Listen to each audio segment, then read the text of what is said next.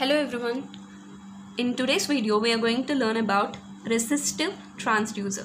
So let's get started. The resistance changes due to a change in some physical phenomenon. That is the working principle of the resistive transducer. As the physical phenomenon changes, the resistance also changes. The change in the value of the resistance with a change in the length of the conductor can be used to measure the displacement. For example, if you consider a copper strip which is a conductor, if the length of that copper strip increases, then the resistance also increases. This is what this line explains, so that we can measure the displacement. The resistivity of materials can changes with respect to the change in the temperature. As the temperature changes, the material's behavior also changes, which will directly impact the resistivity. This property can be used for the measurement of the temperature. When the temperature changes, the resistivity also changes. This is most important property for measuring the temperature.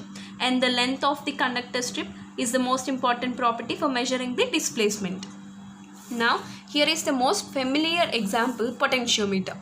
Potentiometer, a resistive potentiometer or pot, constitutes a resistive element provided with a sliding contact called as wiper. You see, potentiometer means nothing but it is just a resistive element or a resistor which can vary its resistance value with help of a sliding contact, that is called as wiper.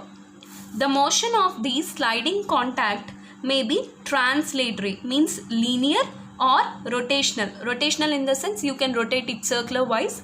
Some have a combination of both, means some have the combination of linear and rotational with resistive elements in the form of a helix. Helix is the most important example when it comes to a combination of both translatory and rotational sliding contact. They are known as helipods. Here, translatory resistive elements are linear devices or straight devices. Here is an example figure. Here we have the sliding contact. This arrow indicates the sliding contact. Here it moves linearly, right? Linearly. So it is a linear device or a straight device, which is a translatory resistive element. Rotational resistive devices are circular and are used for the measurement of the angular displacement. See, this figure 2 is the example of the rotational resistive element. See, it rotates, right?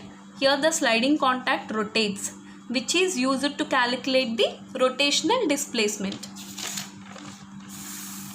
Rotational resistive devices are circular and are used for the measurement of the angular displacement. Helical resistive elements are multi-turn rotational devices. They are multi-turn. They have more number of turns. Rotational devices which can be used for the measurement of either the translatory or rotational movement. As it involves both the combination of translatory and rotational motion, you can measure the translatory or rotational motion using this helical structure. See, it increases in the translatory way and it has rotations, right? So it is a combination of both rotational and translatory motions. So with this you can measure the rotational and translatory motion output values. Here, a potentiometer is a passive transducer, means you cannot get the output without applying the power. You need to apply power. You need to consider you need to connect an external power source for its operation. So this is a passive transducer. And here are the advantages of this resistive transducers. They are inexpensive. We know how much resistors cost, right? They are very inexpensive, simple to operate, and are very useful for the applications where the requirements are not particularly served. If the application requirements are not particular, they are not strict, then these can be used. They are useful for the measurement of large amplitudes of displacement. If you want to measure large amplitudes of displacement, then these are the perfect one for measuring large amplitudes of displacement. Electrical efficiency is very high and they provide sufficient output to allow control operations. You see, electrical efficiency is very high here, and they provide sufficient output to allow the control operations. Means they'll provide the output in also output is also in the electrical terms, right? So it is the best thing in this resistive transducers. Disadvantages: when using a linear potentiometer, when using a translatory potentiometer or a straight device or a linear device, a large force is required to move the sliding contact. In order to move the wiper, you need large force when the resistor is large. The sliding contacts may be wear out. They will be get damaged quickly, becomes misaligned. They will not be in perfect alignment with the resistor and generates noise.